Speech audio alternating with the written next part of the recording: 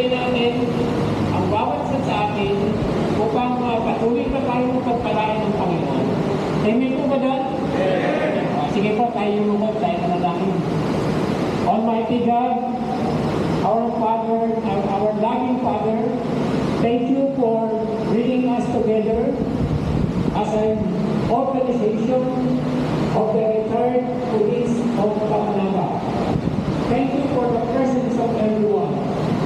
We ask your presence to make us one in Christ so that we can take care of everyone, which is the main objective of this organization.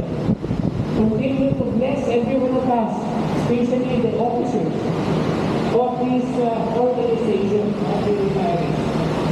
Umaasa po kami, Panginoon, sa biyaya at kapakianihan niyo, pagpapalain mo kami ng mga anak mo na nagmamalasakit sa kapwa namin mga retirado.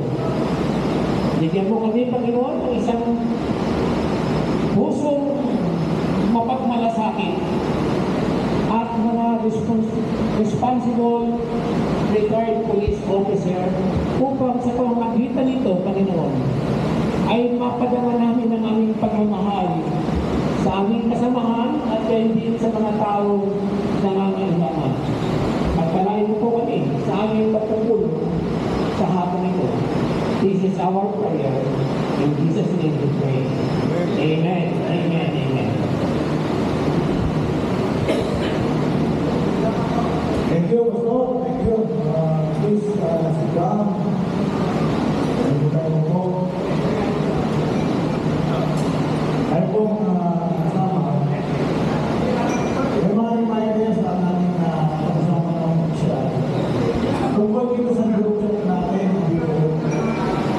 siguro, maybe meron yung kansino na nag-advertise niya, mga nightclub, sexes, yun po yung nagbabawal sa group chat natin.